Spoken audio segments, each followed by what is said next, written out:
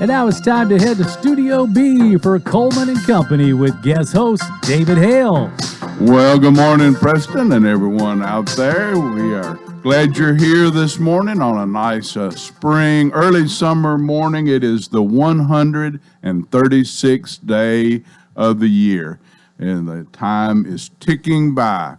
And as always on Monday, I'm glad to welcome in T.R. Kirby from Absolute Kubota. Good morning. Good morning. It's time that the farm folks are all out busy, so it should be a busy time for y'all. Yes, sir.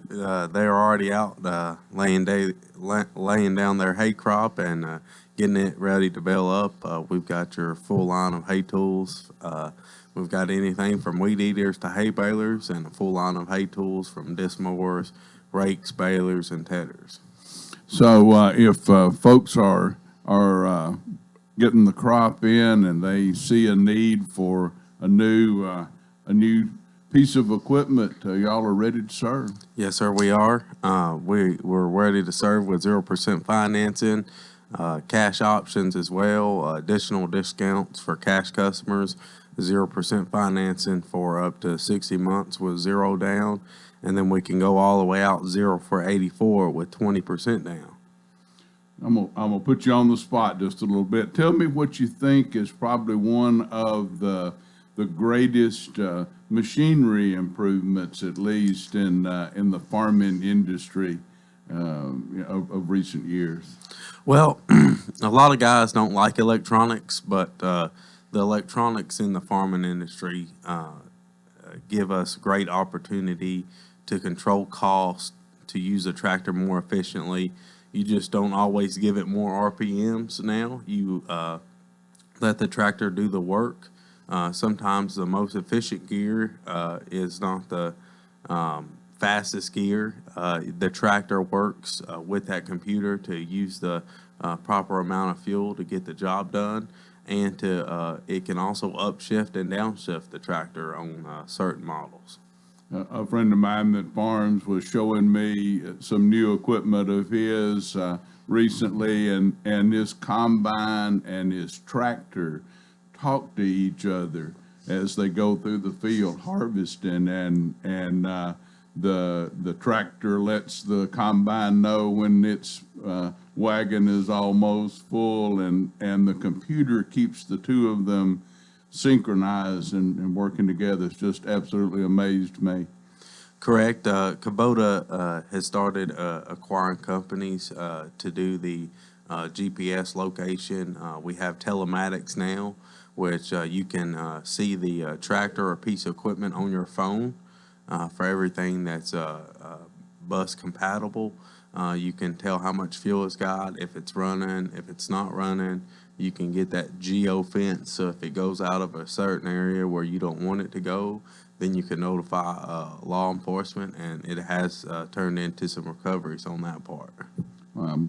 And of course, if folks have any problems, they can give you a call for a little service work. Yes, sir. Full parts and service department. You'll see myself over in parts quite a bit. I'm really good in the hay tool area. That's just what I've grown up around, and I kind of float around the building there, just trying to help out where I can. But if you're needing a lawnmower as well, we've got some there in stock. We also sell the Hustler and Exmark brands as well. They do offer 0% financing on those as well. Good deal. Can I give them a telephone number to get in contact with you? We're phone number is 615-449-6171. We're located at 1506 West Main Street, open Monday through Friday, 7 to 5, and Saturday, 8 to 12. Not hard to find on West Main. Just drive. Do you see all the big orange machinery? Yes, right? sir. And pull in for a deal. Yes, sir. Yeah, we appreciate you being a sponsor. We appreciate you being here on Mondays and start our week off right with Absolute Kubota. Thank you for being here. Absolutely. All right, my first half guest this morning is someone who I told me a while ago this is the first time she's been on the radio. So I'm honored to be the first person to interview her on the radio. Shannon Cooper, a division chief from Wilson County Emergency Management Agency, and we're going to talk about an exciting week in emergency services, right, Shannon? Yes, sir. Thank you, David, for having me. Absolutely. It is EMS week here in the United States and here in Wilson County, and so let's talk a little bit about the history of EMS in general, and then here in Wilson County. Well, David, I think you probably have more about the history of EMS in Wilson County, but I've been lucky enough to serve in this county for about 17 years now, and a lot of the stuff I've learned from the past has basically came from some of y'all. As far as, EMS across the country, it goes back way beyond my time, but it's still kind of a young profession. We're basically about 50 years in Tennessee this year, and it's progressed a lot more in the last 20 years than it probably has leading up to that point. Equipment, just the medical field in general, what we can do in the back of those little boxes.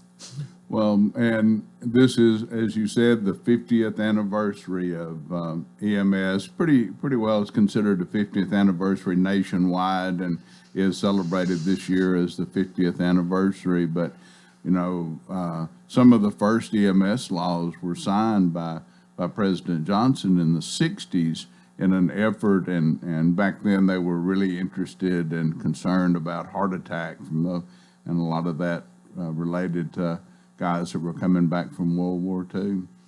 Yeah, I think 1966 was when they released the white paper, and the concentration obviously, always comes from the battlefield also, but I think we also had quite a few deaths and injuries on the roadways, and I think Department of Transportation and in the health industry itself kind of got together. That's when the white paper came out, excuse me, and they were trying to find a way for us to combat medical injuries outside of hospitals and get them there. So we'll sort of take a little different direction for just a second. Probably, if there's anything good that comes out of any kind of conflict, any kind of war, it is advancement in emergency medical services. And over the years, EMS has the skills of EMS have benefited tremendously from those what are learned by combat medics. Absolutely. We've actually, I know in the last 15 years, have a big strive towards the trauma side of the medical field. We always focused before CPR, AED, when the defibrillator first came out in the 80s, and we got them all on the trucks and everything. So that was a big push. And then we found, with all the different conflicts, battles, or however be on the battlefield, that, there's certain things that we can do very quickly to stop bleeding or open airways and things like that in order to hopefully have these people to have a better chance at life. So the same thing that was adapted in the battlefield, like tourniquets, as you know, as when you were in it, is tourniquets used to not be, it was that thing that was a last resort.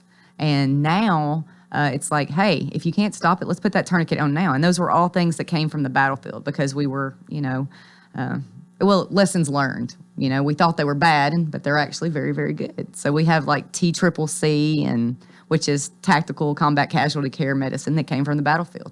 Well, and anybody that's watched television knows that the addition of helicopter transport and things like that goes all the way back to Korea. And anybody that's seen an episode of MASH realizes that, right? Oh, I still watch MASH. My mom is at my house now, and every day it's a MASH marathon. So, but again, the things that are learned on the battlefield become very, very much a staple, a part of EMS, the daily EMS work, and so as we said, if anything good comes out of a military conflict, probably emergency medicine gains the most. And one of the things that I think is really interesting in emergency medicine is that, in the 60s, it was sort of a stepchild. But now there is even a physician program called an EMS physician. And so it has really changed in its credibility and those types of things in the last 50 years. Well, I think education is a big part of that. People have to realize that we're not just an Uber. You know, we don't just pick you up, that we actually are doing a bunch of medical care in the back of that truck. We have to, you know, of course, sometimes it's just one person back there, but luckily, you know, we're blessed in this county with rescue from all the city fire departments. So they come in, they ride with us sometimes, and we're doing pretty much, you know, everything you can do in an ER, you can do except for surgery or anything like that in the back of that truck. It's just not as many people. And of course, we don't have lab and x-ray. But other than that, you know, we have the monitors, we're starting the IVs, we're giving your fluids, we have multiple medications, and then we can combat a lot of that and help you and stabilize you before you ever get to the hospital. Well, and now the trend is to stay on the scene and stabilize longer than used to be the norm. You know, used to if you're on the scene 15 minutes, they were looking for you. Why aren't you transporting yet? But now the norm is to stay on the scene and provide that stabilization more so than ever. Yes, sir. Absolutely. We try to stay on the scene, you know, less than 10 minutes, but that's mainly, you know, you want to get to the hospital, trauma, stuff like that. But in large medical stuff, things that we can work on a little bit harder and we have the tools for, we do spend a little bit more time on scene for that. Well, stop for just a minute and hope there's nobody out there needing emergency medical care in the traffic. All right, well, we're going to check in with Commander Chuck and see what's happening out there on the roadways.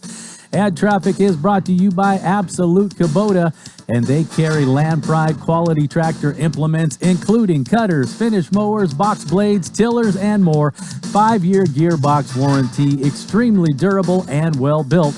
Located at 1506 West Main in Lebanon, and you can call them at 615-449-6171 with any questions you may have. And here's Commander Chuck. Good morning. I'm looking at what appears to be an accident. TDOT's on the scene here on 24 eastbound off-ramp at Murfreesboro Pike. That's 24 eastbound before you get to 440. Thompson Lane at Nolensville Pike. 2 cars are involved there. Traffic's picking up quite a bit now on I-40 coming through Dixon County out of Hickman County. Lots of radar out here. Give yourself extra time. Hey, Gatlinburg Wine Cellar. It's home of the world-famous cotton candy wine. Check them out in person with 2 locations in downtown Gatlinburg on the Parkway. Online at GatlinburgWineCellar.com. I'm Commander Chuck. You're on time traffic. Do you know why Rocky Williams Dodge Chrysler Jeep Ram in Mount Juliet sells so many cars, trucks, SUVs, and muscle cars? Well, it all starts with a simple idea. Why not give everyone a hassle-free shopping experience for their new or used vehicle with no haggling, no negotiating, and no runaround? Every vehicle on the Rocky Williams lot is marked down incredibly low with the price posted on the window. You're treated with fairness and respect every time. No pressure, just a friendly, warm, inviting staff dedicated to finding the exact vehicle you need. So Rocky Williams from your Dodge Chrysler Jeep Ram has become the original no-haggle, one-price dealer. Go online to rockywilliams.com to see the incredible deals yourself. Every car and truck is listed with a no-haggle low price. This is for real, and you're gonna love it. People drive for miles to get some of the lowest prices in America on their new or used cars or trucks. Go to rockywilliams.com or come on over to our brand new spacious dealership next to Walmart in Mount Juliet. Exmark builds mowers that deliver a perfect cut in less time. Because we believe what you get out of your lawn, not your mower, is what matters most. Find signature cut quality, comfort, and reliability.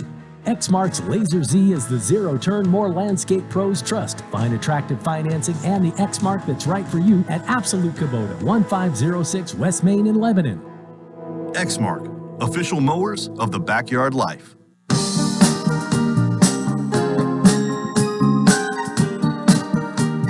Well, good morning and welcome back in the first half of Coleman and Company. I'm David Hale, sitting in for Coleman, who's out on special assignment today. I think he'll be back toward the end of the week, but you have to hear me for a day or so. So with me this morning on the first half, I have Shannon Cooper, a division chief from Wilson County Emergency Management Agency, and we are talking about EMS week in the United States and here in Wilson County, EMS being 50 years old. And So if you really wanted to be technical, you could take EMS all the way back to the battlefields when Napoleon had ambulances that were called the Wings of an Angel, and they would send those carts out onto the battlefield while the battle was still going on to get wounded soldiers, and so you could take it all the way back to Napoleon. But I guess we don't have anybody at WEMA that was there when Napoleon was. So. I don't know, David. Were you around about that time? Or I did was y'all have close. rubber wheels? I Or was close, yeah. As I said in the break, and most folks that know me know that's where I started, and so I still keep my license current, and I looked on the wall. I've had that license 48 years, so 48 of the 50 celebrated years I've been wandering around in it. And we've worked quite a few incidents ourselves together. We so have. Even though I never worked under you, but I've worked with you. Absolutely. But once you're a chief there, you're always a chief. So That's it. That's it. So anyway, we're talking about there's things going on this week all across the country to celebrate EMS week, and I want to encourage folks out there that if you see the guys and gals from emergency services out there, those guys, and I'm going to include those folks from the fire departments, Absolutely. Lebanon Fire, Mount Juliet, and Watertown that respond as well. If you see them out and about, give them a thank you. we got for quite what a they few do. things going. All the hospitals, you got Vanderbilt, St. Thomas Ascension, TriStar, all of them will be doing events pretty much every single day, probably multiple times during the day, because they try to cover all the shifts. And not everybody works shifts like we do. Some of them work 12 hours, and we work 24 on and 48 off. But there's also, we have local businesses that are supporting us this week by feeding all of our employees, or all the shifts. I think we're covering Monday, Tuesday, and Wednesday. We're going to be delivering those out through the county. There's always some goodies they give out to them, and then there'll be a thing. And I think one of the cool things that we are actually doing, and this kind of goes great for us Tennessee fans, but well, I think as long as they got it worked out, we're going to be lighting up the courthouse orange and white for us. So the Alabama fans, are not happy about that, but us UT fans are pretty good with it. So, we started out talking about the changes in EMS and in the last 50 years, and the original EMT classes and programs, 80 hours. And you were on the truck, and as I said, we were a group that were anxious to do something, but maybe we certainly weren't trained to the level that initially that today's trained. Now paramedic school, over 2,000 hours. Yeah, it's quite a bit of time. I always called it like a mini ER physician. I mean, obviously we're not getting a medical degree or anything like that, but they're cramming everything in emergency medicine in your head in basically 18 months. And then they give you a shiny, pretty license when you pass that test, and they say, go be paramedics. And then it's you in the back of that truck and your partner. And then you got to bring all that up and do the very best can. But I can tell you, and I know you probably feel the same way as me, there's nothing like being in the back of that truck. It's like home to me. I miss it. I've been out of the truck about 9 years now. And being in the back of that truck is not every call goes the way you want it to go. But as long as you give everything you got and everything you've known, and you try to give them the best chance you can, you come out of that truck feeling like you did okay. It has been a struggle in the last 50 years to overcome that. Just send me an ambulance driver. Yeah. And we got those. They're good. and for people to realize the level of care and the capabilities of emergency services. Yeah, you're getting more than a driver. Everybody on that truck's trained. We don't have any drivers. Everybody in our department does both or multiple things. They're fire and EMS. So they carry an AMT license, which is an advanced emergency medical technician, or a paramedic license. And then they have that nice firefighter right behind that, on top of many other certifications: extrication, water rescue, dive, hazmat, whatever. I mean, pretty much any special operations somebody's got that. We may not be experts in it, but we know enough about it to do our job and help y'all out. Well, and I think that people in Wilson County don't realize that it's a unique type of service, that combination department. And even though the EMS folks down in Davidson County work for the fire department, they aren't actually part of fire service. They don't do fire suppression and those kind of things, where here in Wilson County, folks are wearing multiple hats. And Absolutely. And in Metro, you're split fire and EMS. And here we do it all. Your firefighter on that red truck carries an EMT license just like the one on the orange and white box. And they can all do it, and they have to do it. And I tell you what, they do a very good job at it. But they always have. Absolutely. Well, let's talk just real quickly. We're kind of winding down, but let's talk real quickly about how the pay and those kind of things are affecting recruitment here in Wilson County in particular. Well, it's a huge competition. I can remember, like when I came to Wilson County, it was you were lucky. You were lucky. You put in an application, and if they picked you, you got to come in and work. It took me a little while to get on, and I worked in Trousdale County for 5 years before I came here. But I was honestly, it was the fire thing that got me. I wasn't sure I wanted to do that, but once you do that, you're good. But over the years, the last 3 or 4 years, it's gotten really bad since the pandemic and everything. The way the economy shifted, I don't know that anybody wants to be in emergency services. I don't think it's just EMS or fire. I think law enforcement and all of us are kind of struggling in that area. And not just us. When you go to restaurants, you see that, help wanted signs everywhere. And I haven't quite figured out how they're not working because, I got to pay my bills. But so we're working on, possibly, this isn't in stone yet, but doing a non-certified class, bringing them in 19 and sending them to school. And we're going to start with a hybrid class and a hybrid AMT class, because that's the hardest thing. And then that's about 15 weeks that we're going to do in-house, hopefully.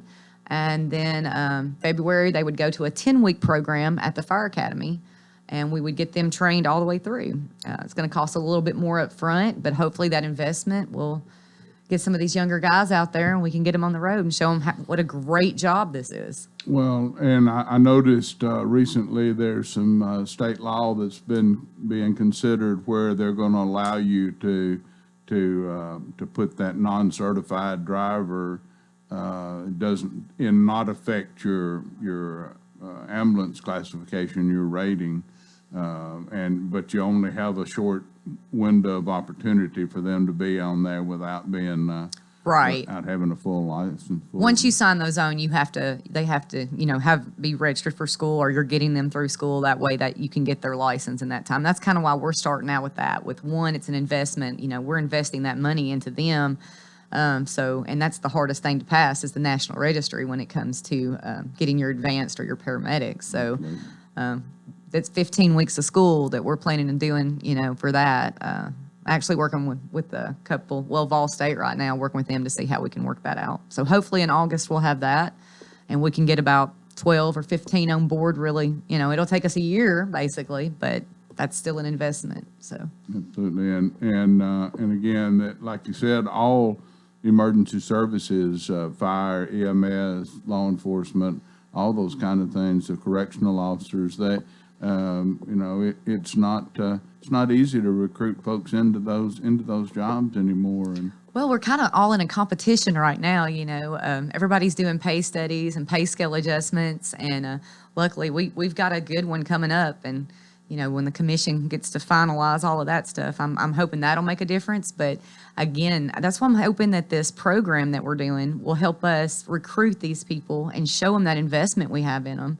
And then on top of that, with our pay, because, it's kind of hard to compete with Metro, but we have to because we're right next door to them. So we offer so much too, we're not a big city, but we're still big enough, and we offer a lot. They get so much training in our department. In Metro, you got to pay for your training on extra things, and we offer a lot of training, and we offer a variety of training. You get everything. You like water, go play in the water. You like hazmat, go play in the chemicals. That's right. We do it all here. If you were fully staffed today, how many ambulances will be on the road? Well, all of our ambulances are, well, there's 11 ambulances on the road.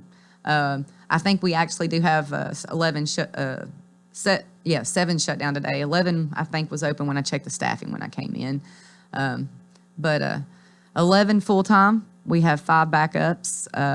And, I mean, even when it gets busy, Chief Heckman and I will hit the road in an ambulance every now and then. So most of the time they cancel us. I don't think they want us coming to the scene, but we try to get there. Try to go anyway. Yes, sir. Well, and again, that's a tremendous advancement that WEMA has made over the last several years, is all the additional stations, and instead of a couple of stations that used to handle all of the load. Yes, sir. And I mean, even if one ambulance, because the city of Lebanon and Mount Juliet are very busy, and even if one of those isn't, you have a truck coming to you, and you have first response. You've got Mount Juliet, Lebanon Fire coming with engines. You got plenty of first response vehicles with a lot of equipment that can at least stabilize until an ambulance can get there. And again, a great advancement in the way emergency services is done. Yes, sir. Yes, sir. Shannon Cooper, Division Chief from Wilson County Emergency Management, has been my guest on the first half. I appreciate you being here. And again, it's the 50th anniversary of EMS in the United States, and make sure you wish those folks well when you see them out. In the meantime, let's find out about what the traffic looked like, Preston. Thank you so much. Yeah, let's check in with Commander Chuck with on-time traffic. Let's see what's happening out there on those roadways. Traffic is brought to you by Bates Ford, located at 1673 West Main Street. They got that oil change special going on, $24.95, up to 5 quarts, plus tax and disposal. And you can call them at 444-8221. And once again, it is Commander Chuck. Good morning. I'm looking at what appears to be an accident. TDOT's on the scene here on 24 eastbound off-ramp at Murfreesboro Pike. That's 24 eastbound before you get to 440. Thompson Lane at Nolensville Pike. 2 cars are involved there. Traffic's picking up quite a bit now on I-40 coming through Dixon County out of Hickman County. Lots of radar out here. Give yourself extra time.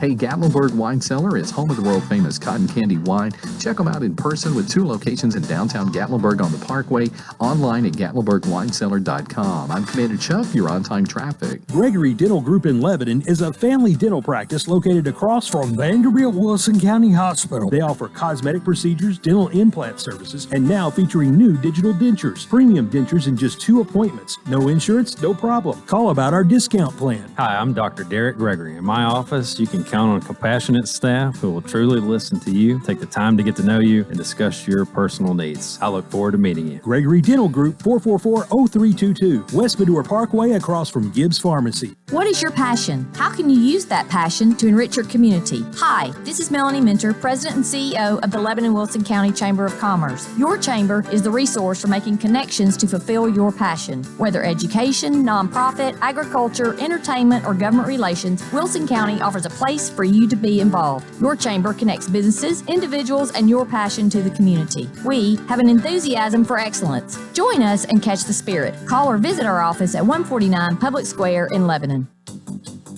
A chance for pop-up thunderstorms sticks with us to start your work week. Look for temperatures in the upper 70s by this afternoon. We should drop into the mid-50s overnight, returning to highs in the 80s later this week. This weather forecast is brought to you by Walker Auction and Realty, professional auction and real estate services. Get top dollar for your home, land, or personal property. Log on to MikeWalkerAuctions.com. They know auctions.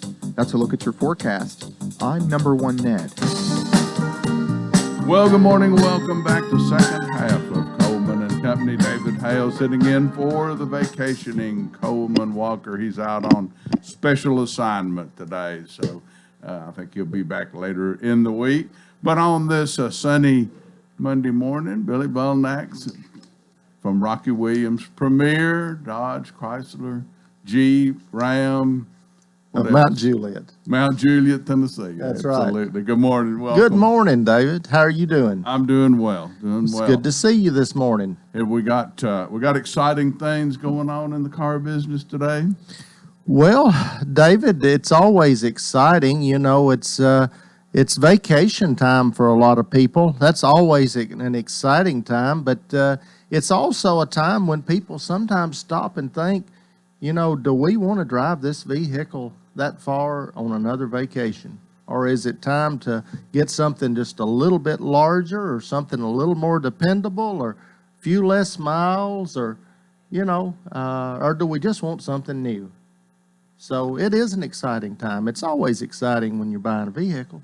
And I think riding past down the other day, it looks like that y'all's inventory is starting to build back up well. Well, we've got a lot of pre-owned, David, and a lot of those pre-owned are less than they're a year old, less than 10,000 miles. New is still in really kind of short supply. I've got about 40 new ones, which is better than we have been at times. But I've got over 200 pre-owned. So, we've got a little bit of something for everybody. All, as far as budget and as far as size and, features. So we've got a little something for everybody. If I wanted to come in and for lack of a better term, custom order a car, is that something that a person could still do? And what kind of time frame are they generally looking at for delivery? Yes, absolutely. We have a lot of people that during this time when new vehicles are in such short supply are ordering a vehicle. The time is, it depends on the vehicle, in all honesty. There's some that we're still seeing in that normal traditional 6 to 8 week time frame, but then there's some that are taking considerably longer than that also, as there are part shortages and chip shortages and things that are slowing down that production. So it's really all across the board, I'll be honest with you. Some come pretty quick and some not so quick. But that's certainly a very feasible option. And, of course, to maintain that vehicle, you have a good service department there? We do. We've got a great service department. Will Daly is our service manager. He's got a great team. They do a great job getting people in and out. And our light-duty gas oil changes. We have an express lane that where there's no appointment necessary. You just show up. It's done on a first-come, first-served basis. So you don't have to say, well, when can I get down there? Or when can I make an appointment? Or all you have to do is show up. Like I said, light-duty gas vehicles we can do, anytime. Well, and I think folks like, from another direction, I think folks like your no haggle policy and it is what it is, right? Well, that's what makes us different, David, is to know that, if I buy a vehicle, or even Rocky Williams, when he buys a vehicle for, say, a grandchild or something, he pays exactly what everybody else pays and not a dollar less. Even Coleman Walker, the Coleman Walker, bought a vehicle there and paid exactly the same great low price that everybody else does. Absolutely. And one thing that, David, we've got to get in this morning before Coleman, he it does great at this, but you can view all of our inventory, both new and pre-owned, at our website at rockywilliams.com. And then you might even see your neighbor there, David. Absolutely. Absolutely. The mayor, we have to get that in, don't we? We got to get it in. Absolutely. Give them a telephone number where they can contact you. It's 615-288-8525. We're at 600 Pleasant Grove Road, which is on, I call it the easy side of the interstate there. It's over by Walmart and Academy Sports. Well, we appreciate Rocky Williams and your support here on Tuesday mornings, and I appreciate you coming Well, in. Monday mornings. I mean, on Monday mornings. mornings. Yeah, it's Monday morning, isn't it? Yeah. On Monday mornings, and see, now you have to keep me straight. That's not all just right. Coleman, but me as well, right? Well, all right. Well, it's Really good to be here. Thank you. Good to see you. Rocky Williams, Premier, Dodge, Chrysler, Jeep, and what else was I supposed to say in that? Ram of Mount Juliet. There you go, Ram of Mount Juliet, absolutely. My guest on the second half, no stranger to the radio, and I appreciate Mayor Randall Hutto being here with me this morning. Welcome, Mayor. Good morning, David. How are you? I'm doing well this morning, thank you. Yes. I want to start out talking just for a minute. I know you always come well prepared, but I wanted to talk for just a minute about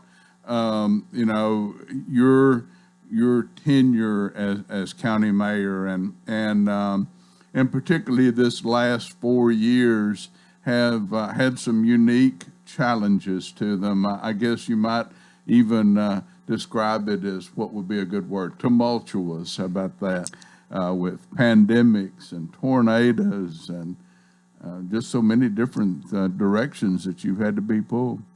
You know, it is true, and with your background in EMS and all that you've done with 911, I guess as we celebrated last week, the National Police Officers Week, and we had a ceremony, of course, at the courthouse with Sheriff Bryan with the fallen soldiers. This week is EMS week. You know, we look forward to reading a proclamation to them, but you know, there has been a lot of challenges during these last 4 years, and you know, as mayor, you always wonder.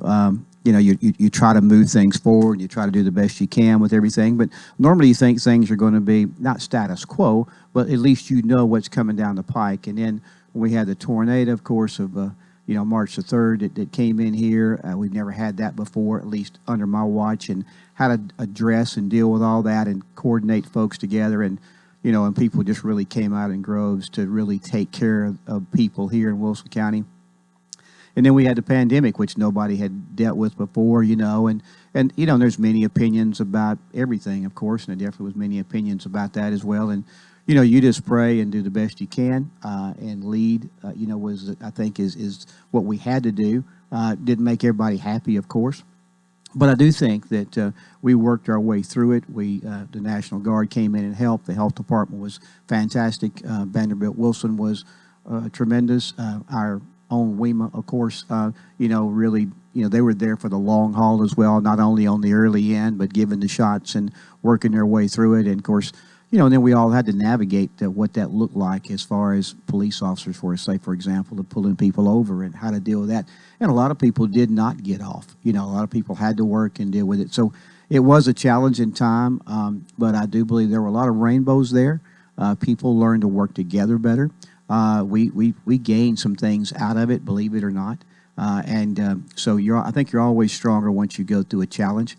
And we had several of those. We had the flood, of course, also that came in there. Some straight line winds, if you remember, also were there. And so we are better prepared today to handle that. Don't want another one, of course. Don't want that call, but we are better prepared. I think one of the things you learn in emergency services is that regardless of what emergency you respond to, you want to leave that learning how to better deal with it. And I think that government in general has learned a lot in the last couple of years because of the pandemic and again because of the tornadoes and so forth.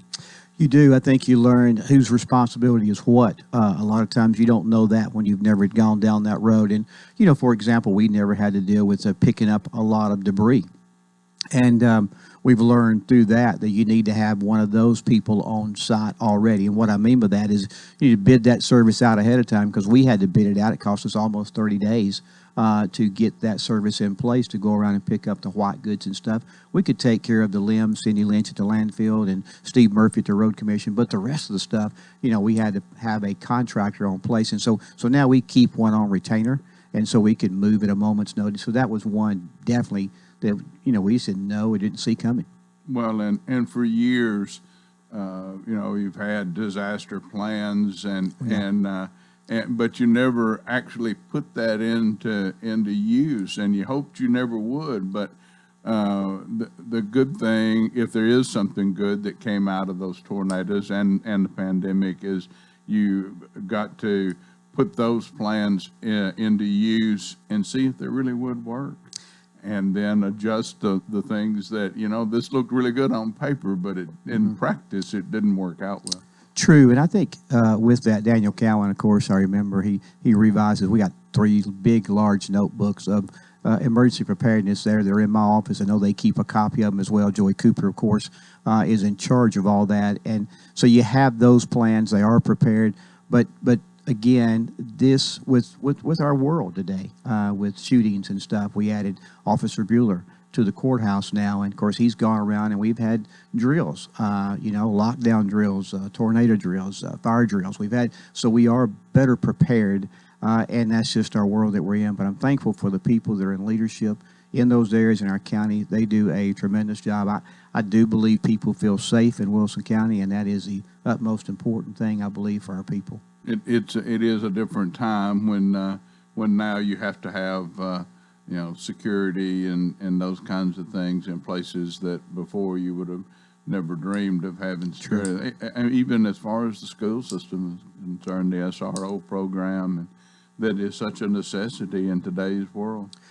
Sheriff Ash started that many years ago, and now the county, of course, has seen fit to make sure that every school has an SRO, and even the special school district, of course, which is still our schools as well. But everybody has one, and it's good. It's good for many things. It's good for not only the area there of the school system for safety, but they learn to relate to law enforcement that way. They learn to trust law enforcement in so many ways, and so it's more than just safety, in my opinion, at the school system, and it is a win-win all the way around. We're going to stop for just a minute and find out what's going on out on the highways and byways. All right, let's check in with Commander Chuck with on-time traffic, and let's see what's happening out there on those highways and byways. And traffic is brought to you by Absolute Kubota, and they have a large inventory of Exmark mowers for homeowners and commercial users. #1 selling brand, bought 2-to-1 over any other commercial mower brand. And they are located at 1506 West Main in Lebanon, and you can give them a call at 615-449-6171 with any questions you may have. And here is Commander Chuck. Good morning. I'm still looking at this crash over here. They still have it blocked, 24 eastbound ramp to Murfreesboro Pike. That's 24 eastbound just before you get to 440. Of course, it's pretty heavy right now on 24 coming in from Rutherford County through Davidson County. Some radar earlier, I-40 through Hickman County. Be careful out there around 840 as you make your way into Dixon County. Hey, Gatlinburg Wine Cellar, it's home of the world-famous cotton candy wine. Check out all their flavors at GatlinburgWineCellar.com. I'm Commander Chuck with your on-time traffic. Hey, this is Paul with Bates Ford, and our vehicle purchase program has been a huge success. If you got something you want to sell, bring it to Bates Ford for a cash offer. Even if you owe money, we'll pay it off and give you the difference. And on the service side, we got some great deals. We got the Works program, which includes an oil change and a tire rotation, the cheapest oil change in town, the cheapest battery in town for $134 installed on most vehicles. That's Bates Ford, 1673 West Main, the dealer that'll trade for anything that don't eat.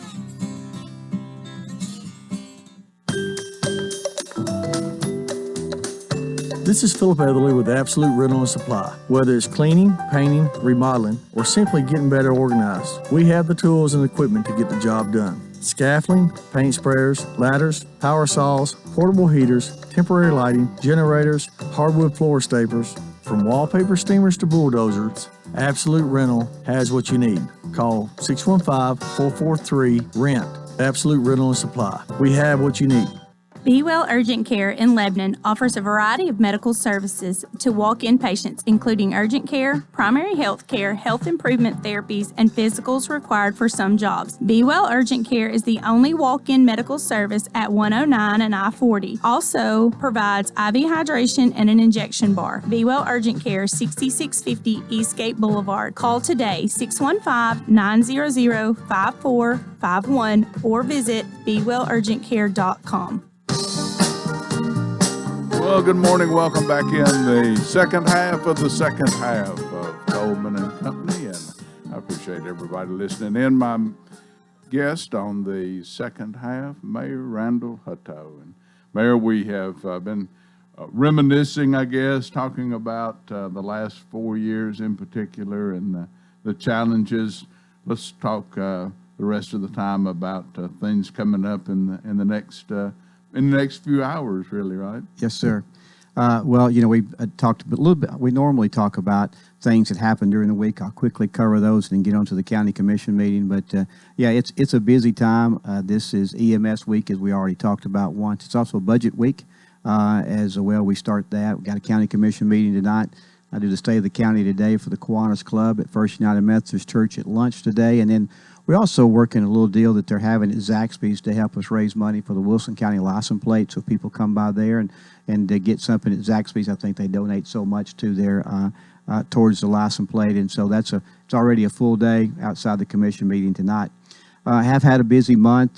Did the state of the county for the MTAR luncheon down at in Mountain Juliet. Thanks to Lisa Tucker for that. Attended a great event with Miss Moscadelli at the Fight Pheasant House for the fundraiser they had there. Miss Peggy Simpson, of course, had the Imagination Library. Got a chance to go to that. Teacher of the Year banquet, Bob McDonald and W.P. Bone, which always do a great job there.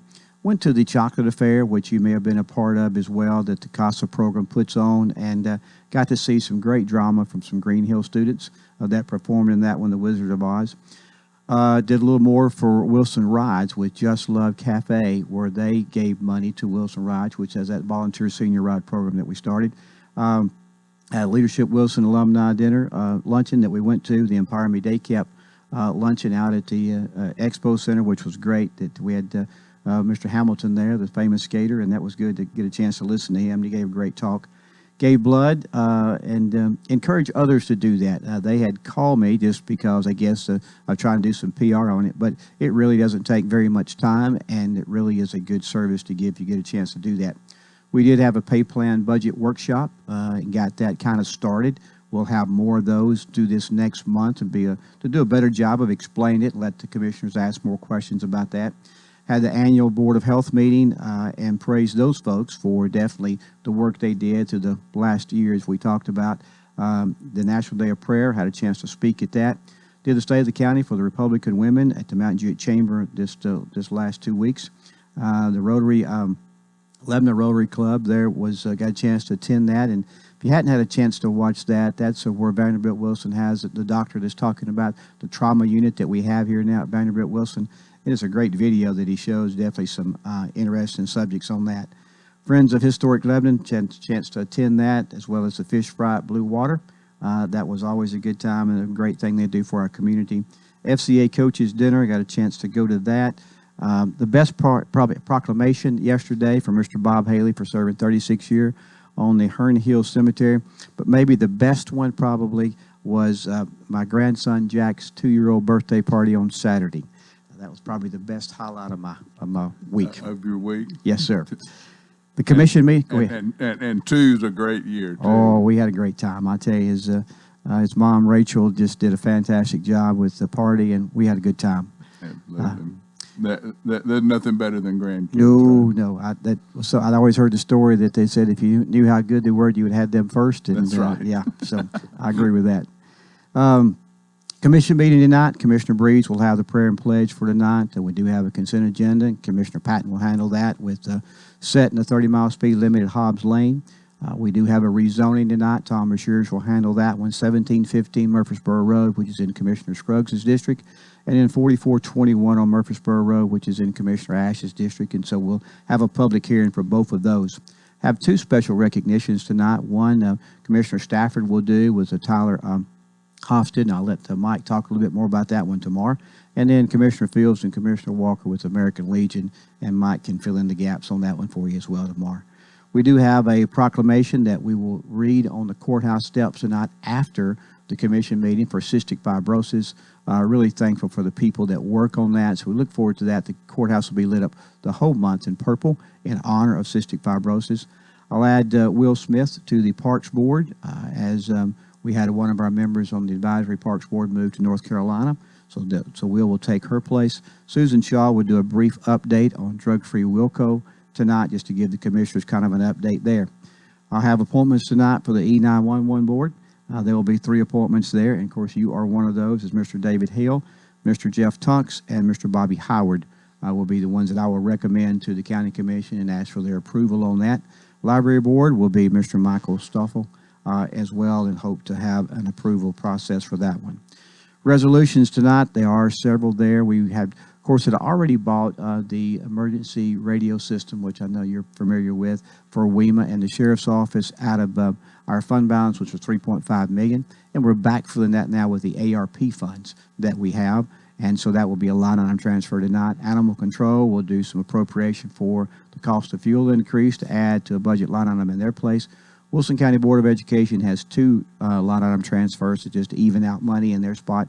Same thing would be for Veteran Services. They're going to line item transfer there to cover some engraving on the walls that they have at the park. WEMA will have a transfer there for some remaining payroll that's issued there where the shortage of payroll has gone into overtime. And so the people that are not there, that we did not have in those lines, we'll just move those to overtime payroll. So not asking for any new money, just transferring what we had. Property assessor has some leftover money, so he's going to buy some vehicles, which are much needed this time, and also appropriate some new money for a new part-time position for that position to be considered full-time when it comes to budget season this year. The PEG channel has a line item transfer in it. Finance has one. Of course, the more money you make, the more trustees commission you have to have, and so you have to transfer the funds. That, again, it's just moving money back and forth. Popper Barrels will need some assist. We've gone through most of that money, so we're going to add a little bit to that. And then the Ag Center will have a transfer for some longevity pay in their line item, and that's the resolutions that we have tonight. I will talk just a second before we have to go based on the fact of, I said budget season is coming up. Tonight we'll have the County Commission meeting, of course. Then tomorrow night and Wednesday night at 5 o'clock in the Commission room, everybody's welcome to come.